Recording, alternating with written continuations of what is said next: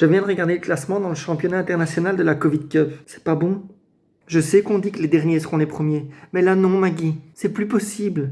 Franchement, t'es nul. Nul, nul, nul. Normalement, dans le sport, à mi-saison, quand ton club est bon dernier, on fait des changements. Bon, ici, comme on peut pas changer l'équipe, à moins de fusiller tous les clowns qui font la file au bricot et au quick, t'es obligé de changer les dirigeants. On avait déjà un doute sur la qualité des membres du comité, mais là, la grosse secrétaire qui est pas capable de commander des balles à la bonne taille et qui se cure le nez en pleine conférence de presse, c'est plus possible. Oui, tu peux souffler, Big Mac, mais faut être réaliste, ma grosse.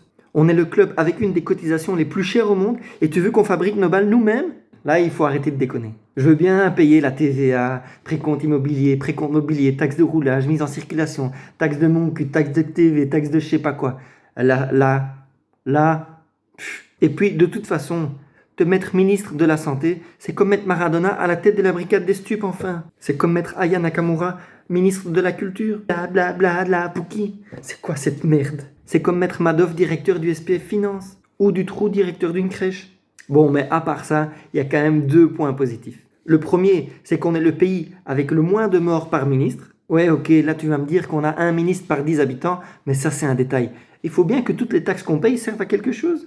Et le deuxième point positif, c'est que la NVA et tous les partis racistes là, du nord de la Belgique sont en net recul dans les sondages. Bah ouais, la moitié des décès ont eu lieu en Flandre. Tu vois, quand tu regardes bien, il y a toujours du positif quelque part. Tu rajoutes à ça une bonne fonte des glaces et Dilbe qui est à nous. Tiens, en parlant de fonte des glaces, je me demande si c'est pas un coup monté des écolos toute cette histoire-là. Je suis sûr c'est la petite Greta. D'ailleurs, on entend plus sa grande gueule à celle-là. Au début, quand il n'y avait plus un avion dans le ciel et plus une voiture dans les rues, j'avais rien remarqué, je t'avoue.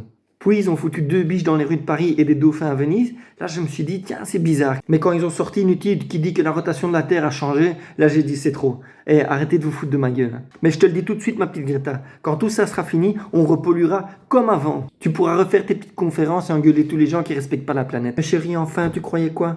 On n'était pas foutu de rester à l'intérieur pour sauver mamie et papy.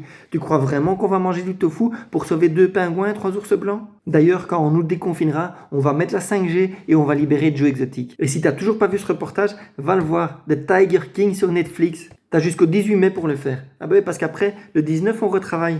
Il n'y a plus de Covid. Le 18 mai, il y a le Corona. Le 19 mai, il n'y a plus. Apparemment, il y a une date de péremption comme sur ton pot de yaourt. Bon, en tout cas, en attendant que le Covid soit périmé, restez chez vous. La bise, de loin.